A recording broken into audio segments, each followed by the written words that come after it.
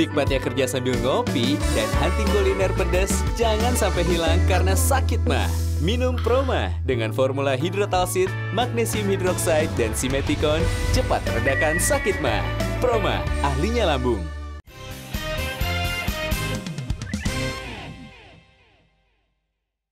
Dipersembahkan oleh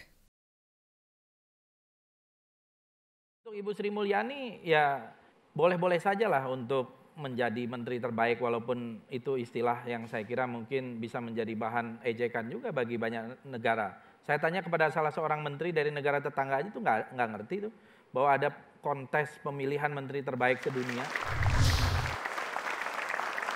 Ada polling tertutup yang kami lakukan dan hasilnya akan kami bacakan nanti. Dan kita lihat pertanyaannya ini adalah siapakah yang lebih pantas untuk menjadi wakil presiden berdampingan dengan Joko Widodo? Apakah Fahri Hamzah atau Fadlizon?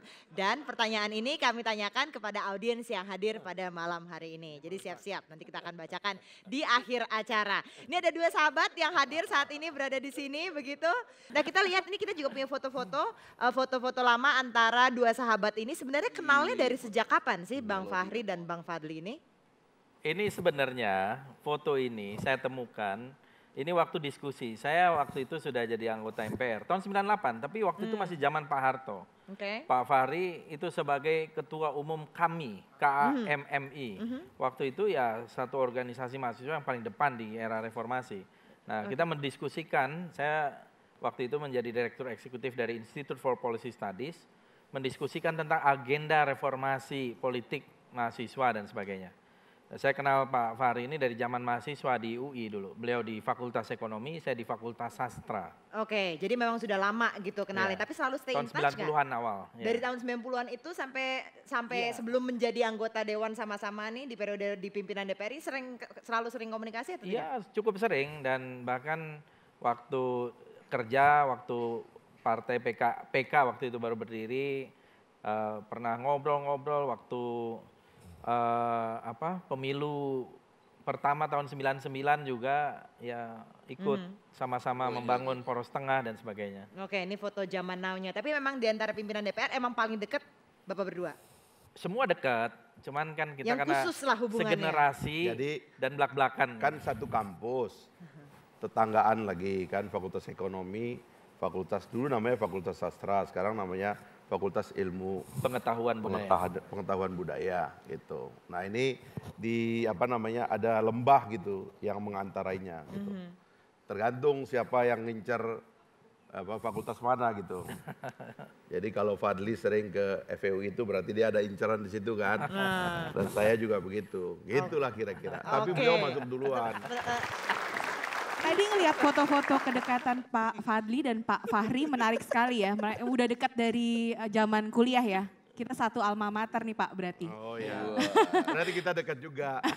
Jangan galak-galak yang ya. saya mau tahu kedekatan yang seperti apa sih antara Pak Fadli dengan Pak Fahri? Apakah hanya sebatas profesional ataukah ada kedekatan emosional? Satu.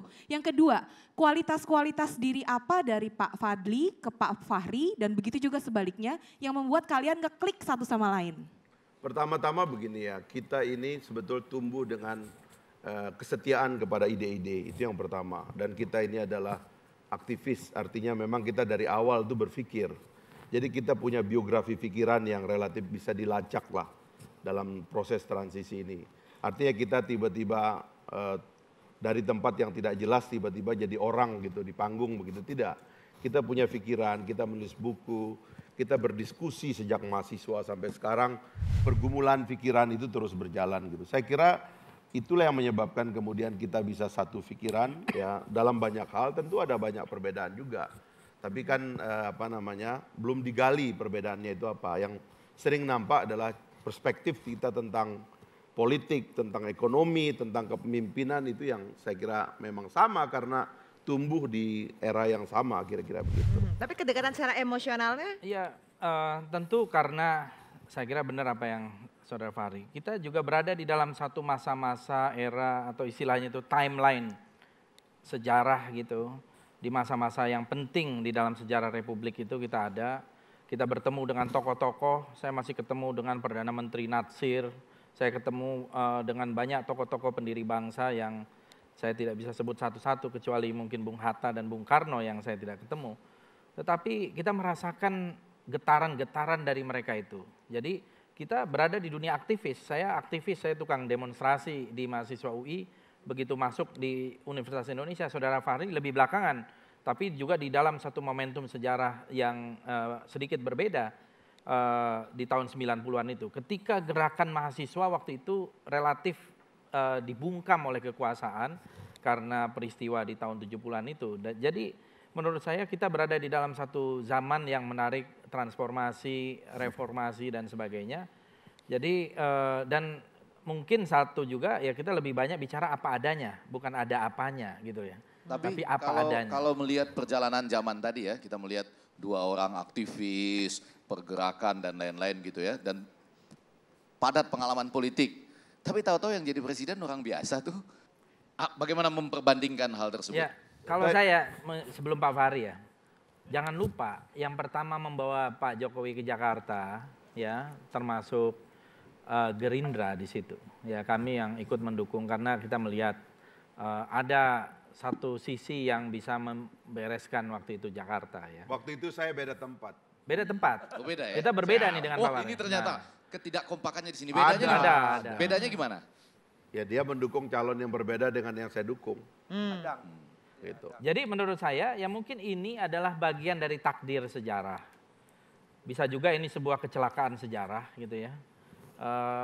Yang bisa membuat kita berada di dalam situasi seperti sekarang. Saya melihat ini seperti 10 tahun, 15 tahun lagi Fadli dan Fadlan ya. Iya. Teman di entertainer yang kembar. Tapi kan kalau ini Pak Fadli dan Pak Fahri. Pak Fahri sekarang melototin saya mulai gak berani nanya. Dengar-dengar kalau udah dipelototin bentar lagi disomasi. Karena ini ya. Dan yang satu somasi, satu lagi ntar nyomasi juga. Pusing juga nih gue. Nah yang mau berani saya coba tanyakan adalah kalau di foto tadi Pak. Saya kan ngajar komunikasi Pak ya, tetap jualan. Salah satunya itu membaca ekspresi wajah Pak. Jadi kalau ekspresi wajahnya Pak Fadlizon tadi udah kelihatan calon bos, eksekutif, orangnya detail, kalem, dan lebih ilmiah. Nah tadi yang di sebelahnya tuh Pak Fahri udah kelihatan dari muda tuh. Udah pasti bakal tukang nyinyir, bakal tukang kritik, bakal tukang protes. Pertanyaan saya siapa nih yang nyuruh, yang mempengaruhi sehingga dua-duanya sama-sama sekarang ujungnya memang jago dalam Twitter, jago dalam nyinyir, jago dalam untuk mengkritik lewat sosmed. Ini siapa yang ngajak Pak ini? Saya jadi gini, curiga itu. Nah tadi Bung Effendi bertanya tentang kenapa kok Pak Jokowi yang terpilih ya kan? Nah ini memang kita harus bersyukur bahwa demokrasi kita mengantarkan orang-orang biasa untuk menjadi pemimpin. Dan itu juga adalah motif kita dulu memperjuangkan demokrasi. Tapi demokrasi sebagai sesuatu yang rasional dia juga punya banyak kelemahan-kelemahan. Kadang-kadang dalam proses pemilihan ada manipulasi. Kadang-kadang pikiran publik yang temporer itu kemudian menjebak publik untuk memilih secara emosional, sentimental dan sebagainya. Tapi begini, saya menerima hasil demokrasi sebagai jalan terbaik untuk menghadapi kerumitan bangsa kita yang memang kompleks. Karena itu kalau kita bawa kepada agama, Pak Mbah Sujiwo Tejo, maka Tuhan itu memilihkan kita pemimpin yang seperti ini adalah ujian buat kita. Nah, saya menganggap Pak Jokowi itu ujian. Ujian itu ada 2, tergantung cara kita menilai. Kita menilainya ini orang baik buat kita atau tidak baik buat kita. Nah saya sendiri termasuk melihat sampai hari ini, Pak Jokowi ini menurut saya kurang baik buat kita gitu. Itu aja sih, sampai situ aja dulu gitu. Sampai dia bisa membuktikan kepada saya bahwa dia baik buat kita, itu aja kok. Ini ujian kesabaran juga buat rakyat kita gitu ya. Dengan berbagai macam kebijakannya. Ya. Tapi ini belum selesai. Kalau saya jadi anggota DPR, saya tersinggung. Ya. Masa dikatakan sama siapa yang nyuruh Fahri Hamzah seperti ini?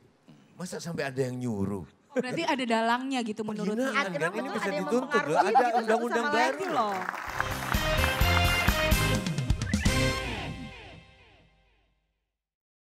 Dipersembahkan oleh